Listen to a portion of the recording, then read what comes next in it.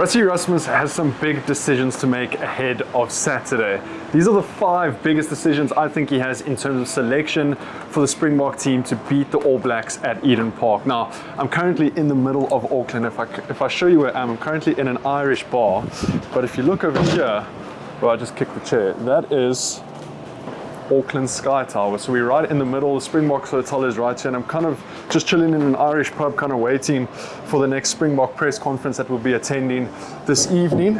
And I thought this was a good time to kind of update you guys on my thoughts and the 5 biggest selection headaches that Rassie faces ahead of Saturday. So the first one is the starting tight head prop. Now, in years gone by, this would be an easy selection. We'd go for Frans Malherbe, but he's obviously out this year.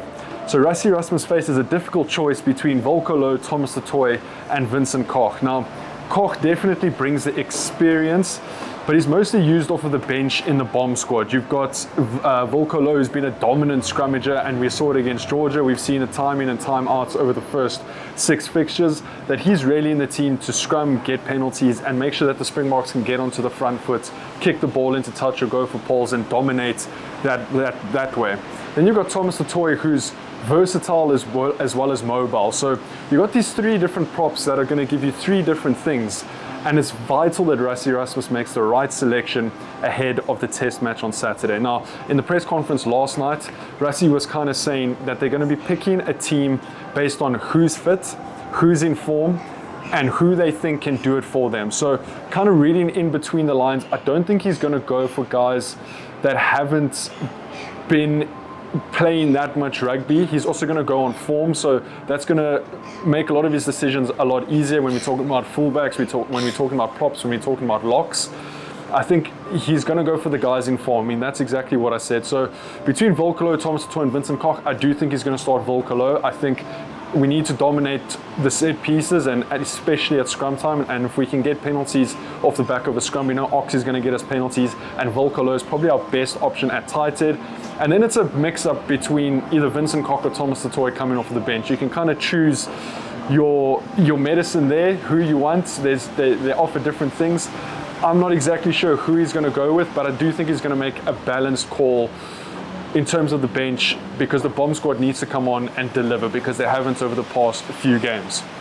The second big selection headache is who starts at number 8, and this is now also been made a little bit more complicated with what Rassie Erasmus said in the press conference last night. Is someone asked him, is Siya Kolisi going to be playing against Ardie Savea? Now, Siya's been dealing with a bit of an injury and a niggle, and Rassie Erasmus kind of said that he has recovered a lot quicker than the Springboks thought he would, but he's not sure if he's going to risk Siya Kolisi in this game at Eden Park. He said to play Siya is an emotional decision where they're trying to think with their heads, and yes, we know Siya and Ardie are good mates, and it'll be a spectacle to see Siya Kolisi take on Ardie Savea when Ardie's pulling on that All Blacks jersey for the 100th time. But there are doubts around Siya Kolisi. I think that's also why the team release is only coming out on Thursday, is because Rassie Erasmus needs as much time to see if a couple of other guys will be fit by then. Now, in the press conference last night, Rassie did say that the Springbok team internally has already been announced on Sunday, except for Siya. He's going to see how Siya fares over the next few days, but there is big question marks around Siya. And with Jasper Visser suspended, that only leaves 2 options in that number 8 jersey. Is it Jean-Luc du Preez, who's short on game minutes over the past couple of years? Or do you start Kwagga Smith, who has been he's made the bench, the bomb squad, his home. And he's very good at coming off of the bench and providing impact. But there might be a case to be made to say Kwagga needs to start this because he's experienced, because he knows how to play with the boys, and he's in good form at the moment. You're going to throw Jean-Luc du Preez into an extremely high-pressure situation at Eden Park in the Fortress when the Rugby Championship is on the line. It's a big call to make. I think I would personally go for Kwagga Smith to start with Jean-Luc du Preez coming off of the bench, but that is the safe play. Obviously, Kwagga will probably play 30 to 40 minutes if he comes off the bench, so either or. It's a difficult decision. That's exactly why it's a headache. So let me know your guys' thoughts down in the comments on all of these decisions. And if you haven't, please hit that subscribe button. We're on the road to 100,000 subscribers. I'm trying to bring you guys the best content possible all the way here from New Zealand in Auckland. So it'll mean the world to me if you hit that subscribe button. Then our next conundrum is the fly half debate. Handré Pollard, Manie Libbok, or Sasha Feinberg, Mngumezulu. Now, Sasha started against the All Blacks last year at Ellis Park. and at Cape Town Stadium, DHL Stadium. You got Manie Libbok, who showed his class in the first 20 minutes against Australia, and we know what Manie provides. And then you've got Handré Pollard, who started that second test against Australia, and we could see that the style and the strategy that the Springboks were going for was more in the DNA of Springbok rugby, and that's where Handré Pollard thrives. So you've sort of got these three different guys who provide three different things. So I think depending on the game plan, Rassie Erasmus will pick accordingly. I do think Sasha, though, is the best coming off of the bench for us. He has the most versatility. He can play 10, he can play centre, he can play fullback, he can kind of slot in wherever. I don't know if Handré Pollard and Manie Libbok give us that same versatility coming off the bench, which is maybe why I wouldn't start Sasha and I'd keep him for the bench.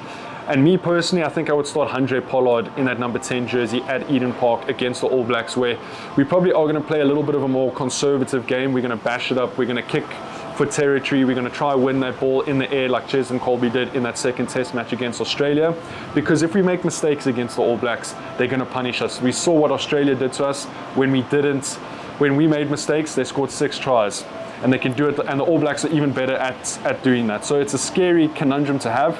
Let me know who you would slot in there at the fly-off position. The fourth conundrum is the wing selections. Do we go for experience? Do we go for youth, or do we go for a wild card? And this comes off the back of Kurtley Arendse and Edwin van der Merwe being injured. We now have Canan Moodie, 22 years old, proven Springbok. He has one of the best records of the Springboks in the team. I think he's only lost one game in a Springbok jersey. You've got Makazole Mapimpi, who's so experienced, never has a bad game in a Springbok jersey, 2 Rugby World Cups. Then you've got Ethan Hooker, who is just a raw talent. He's raw pace, he's the rookie, he's powerful, he's big, he's good under the high ball. Then you've obviously got Apelele Fassi, who normally plays fullback, but can also slot in at wing. And I mean, we could throw Grant Williams in there as well, but I don't think Apelele Fassi and Grant Williams will be options at wing, just because of the form they've been in that number 9 jersey and that number 15 jersey. So it's a big risk to go for a guy like Ethan Hooker. I wouldn't be surprised if Rassie did it, because I do think Ethan Hooker is capable. But I think the more likely picks are Canan Moodie or Makazole Mapimpi in that number 11 jersey. Canan Moodie has proven that he can play in a Springbok jersey. He's very good under the high ball. But do we go for the experience of Makazole Mapimpi? Now, a lot of people have concerns over Makazole's defense, so it is something to weigh up. I think I'd personally go for Canan Moodie, just because I think he's in very, very good form at the moment. And I would be a little bit scared of playing Makazole, just because of the minutes that he hasn't had this year and this season for the Springboks. Then the final conundrum, the final headache, is the bench makeup, the bomb squad identity. Do we go for a 5-3 split, a 6-2 split, or a 7-1 split? Now, if you think back to that game before the Rugby World Cup, we played a 7-1 split and we blew the All Blacks out of the water. We played the 7-1 split again in the Rugby World Cup final in 2023, and we ended up winning that game as well. New Zealand did get a red card in that game. Yes, we got 2 yellow cards, but it did work. I mean, 2 massive games, and the 7-1 split worked. 5-3 split, I don't think we're going to go for that, because we honestly have nothing to lose. We come into this game as almost the underdogs, and you can't leave a stone unturned when you go to Eden Park. So I don't think we're going to play a 5-3 split. I think the most likely option is a 6-2 split, which means that you're probably going to have to go with Franco Mostert on the bench. You're going to have to go with Sasha on the bench to sort of cover that utility. And then you've got all the other guys. You can probably, the locks will probably be Argia Snyman and Franco Mostert. Where does Luat Diaco play in that lock position? So there's a lot of still unanswered questions, but I think those are the 5 biggest headaches that Rassie Erasmus has ahead of this Eden Park test. Another video will be coming out later today on who I think should be starting for the Springboks, who should be making up that 23-man side to face the Springboks, to face the All Blacks at Eden Park, which will be coming out later, so make sure you stay tuned for that. Hit that subscribe button.